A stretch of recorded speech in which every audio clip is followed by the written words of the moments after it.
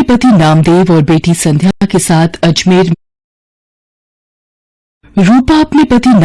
बेटी संध्या के साथ अजमेर में रहती थी। पति की नौकरी भी ठीक थी, 2 कमरों का अपना मकान भी था। रूपा ने संध्या को भी अच्छे स्कूल में डाल रखा था।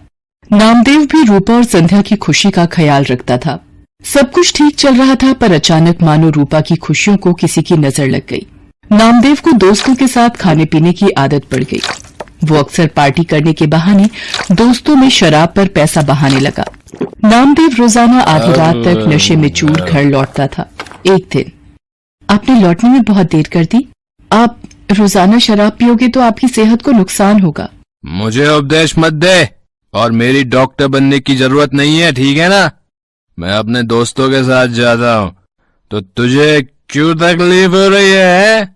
मैं रोज पीऊंगा। तुझे यहाँ नहीं रहना तो चले जाए ऐसे, चल।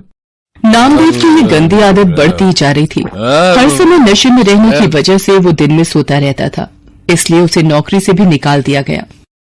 धीरे धीरे नामदेव ने अपना सब कुछ बेच दिया, यहाँ तक कि घर भी। अब वो रूपा और संध्या को लेकर एक किराए के घर में रहने लगा। रूपा परेशान रहने लगी। एक दिन, अरे ये संध्या के स्कूल से फीस का नोटिस। अब मैं क्या करूं? कहाँ से फीस के पैसे लाऊं? माँ, भूख लगी है, कुछ खाने के लिए है तो दे दो। रुक, मैं सब्जी वाले की दुकान से आलू लाकर तुझे रोटी बनाकर देती हूँ। हाँ माँ, तुम्हारे हाथ का आलू का पराठा तो बहुत स्वादिष्ट होता है। संध्या आलू लेने बाजार चली जाती है। रास्ते में वो सोचती जा रही थी कि ऐसा क्या करे कि संध्या की फीस भर सके। तभी उसकी सहेली का फोन आ जाता है। वो दूसरे शहर में रहती है। सहेली के बार बार पूछने पर रूपा उसे अपनी सारी परेशानी बताती है। अलका, बस यही सोच रही हूँ कि अभी संध्या की फीस भरनी है, घर का खर्चा, सब कैसे होगा? अरे तू घबरा मत, सब ठीक हो जाएगा। अभी इस वक्त तू कहाँ है? संध्या को मेरे हाथ के आलू के पराठे बहुत पसंद है, आलू लेने जा रही थी। आलू के पराठों से याद आया, तू तो राजमा चावल कितने टेस्टी बनाती थी, याद है? सब उंगलियां चाटते रह जाते थे। तू राजमा चावल बनाकर क्यों नहीं बेचती?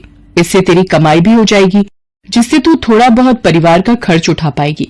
सहेली की बात रूपा के दिल में घर कर गई। उसे एक उम्मीद दिखाई दी, पर शुरुआत कैसे करे उसे अब यही सोचना था। अगले दिन उसने राजमा और चावल बनाए और पतीले में लेकर घर के पास सड़क के किनारे बैठ गई।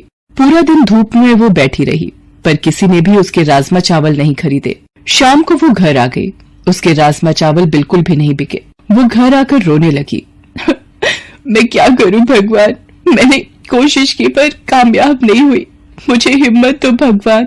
माँ, जब मैं कभी परीक्षा में अच्छा नहीं करती तो तुम ही तो मुझे कहती हो दोबारा मेहनत करूं। आप भी कल दोबारा कोशिश करना माँ। मेरी बेटी कितनी समझदार हो गई है, तू ठीक कह रही है। मैं एक बार और कल कोशिश करूंगी। रूपा अगले दिन दोबारा राजमा चावल बनाती है। पूरा दिन एक भी ग्राहक नहीं आता। रूपा निराश हो जाती है। आज भी कोई ग्राहक नहीं आया, लगता है मुझे ये काम बंद करना पड़ेगा। अब आपके पास कुछ खाने को मिलेगा? यहाँ आसपास की खाने की दुकानें बंद हो गई हैं। आपको यहाँ देखा तो मुझे लगा कि यहाँ कुछ खाने को मिल जाए शायद। जी, राजमा चावल की प्लेट है मेरे पास। भूख में तो सब कुछ अमृत है। एक प्लेट कितने की है? जी 20 रुपए। क्या बात है, राजमा चावल तो बड़े ही स्वादिष्ट बने हुए हैं। आपको पहले तो कभी नहीं देखा यहाँ, क्योंकि मैं पहले कई बार आया हूँ इधर। जी अभी शुरू किया है। ये लो आपके 20 रुपए। पूरा दिन बीत जाने के बाद एक प्लेट ही बिकी थी रूपा की, पर इस एक प्लेट के पैसों ने उसे हिम्मत दी थी। रूपा अगले दिन राजमा चावल लेकर ही बैठी थी कि पिछली रात वाला ग्राहक दोबारा आया। आपने पहचाना मुझे? कल आपके राजमा चावल बहुत स्वादिष्ट लगे, तो मेरे पार्टनर दोस्त को भी खिलाने आया हूँ। आप 2 प्लेट बना दीजिए। अभी बना देती हूँ साहब। धीरे धीरे 1 से 2 व्यक्ति देखते देखते अब रूपा के पास ग्राहक आने शुरू हो गए थे। रूपा कमाए हुए पैसों से संध्या की स्कूल की फीस भरना चाहती थी, पर एक दिन, ये ट्रंक में क्या छुपा रही है? दिखा जरा, दिखा मुझे। ये रुपए मैंने संध्या की स्कूल की फीस के लिए जोड़ कर रखे हैं, ये मत ले जाओ। देख, मेरे दोस्त मेरा इंतजार कर रहे हैं। ये रुपए दे मुझे, दे, इधर दे। नामदेव रुपए छीन कर ले जाता है। रूपा रोने लगती है। वो सोचती है, ऐसे तो ये सारे कमाए हुए पैसे शराब में उड़ा देंगे, मुझे कुछ रुपए संध्या के भविष्य के लिए भी जोड़ने होंगे। धीरे धीरे रूपा का काम चल जाता है। वो एक ठेला किराए पर ले लेती है और अब वो ठेले पर राजमा चावल बनाकर बेचने लगी। समय बीतता गया। रूपा की जिंदगी 15 साल आगे चली गई। संध्या भी पैसों की कमी के कारण 10वीं तक ही पढ़ाई कर पाई। वो भी अब माँ के काम में हाथ बटाती थी।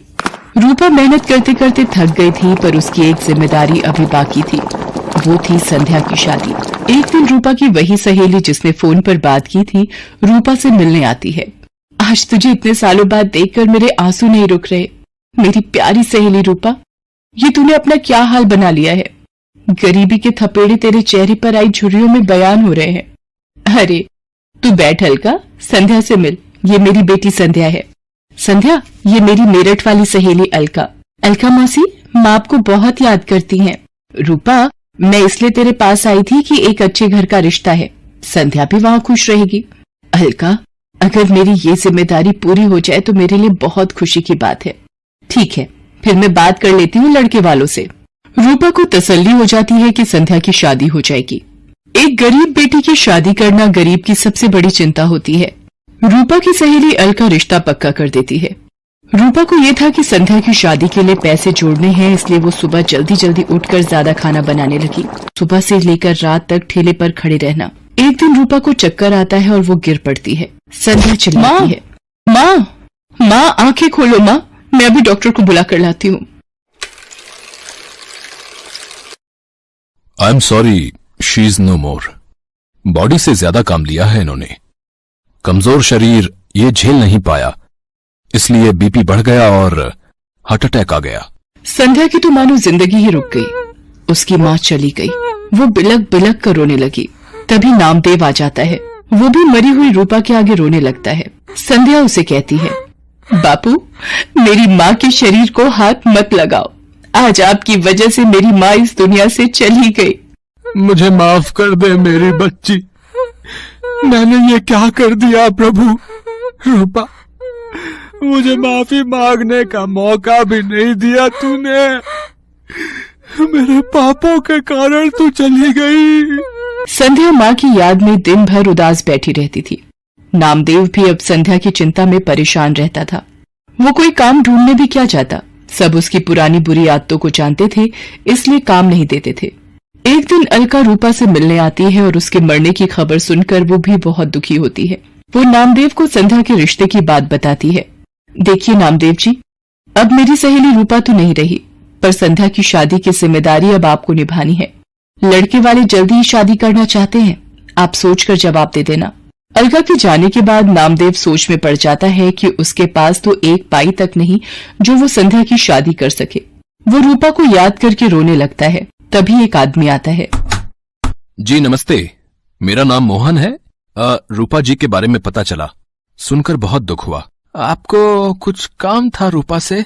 जी, एक दिन मैं रूपा जी के ठेले पर राजमा चावल खाने आया था, तभी उनसे बात हुई। मैं जरूरतमंद लोगों के लिए एक बैंक योजना चलाता हूं। रूपा जी भी मेरे पास रुपए जमा करवाती थीं। वो जब भी पैसे जमा करने आती तो यही कहती थी कि मेरी बेटी संध्या की शादी में काम आएंगे। आज वही रुपए मैं देने आया हूं। पिछले दिनों उन्होंने मुझे फोन किया था कि बेटी की शादी के लिए जरूरत है तो मैं उन्हें दे दूं। ये लीजिए, ब्याज मिलाकर 3.5 लाख रुपए उनके बैंक में जुड़े हुए हैं। आज उन्हें देने आया था। रूपा, तुम अपनी जिम्मेदारी निभाना नहीं भूली। जाते जाते भी अपनी बेटी की शादी की जिम्मेदारी निभा गई। संध्या बेटी, देखो, तुम्हारी माँ की तरफ से शादी का तोहफा ये अंकल जी लाए हैं। संध्या भी ये सब देखकर रोने लगती है। उन रुपयों को नामदेव संध्या की शादी में लगा देता है और संध्या को ढेर सारा आशीर्वाद देकर विदा कर देता है।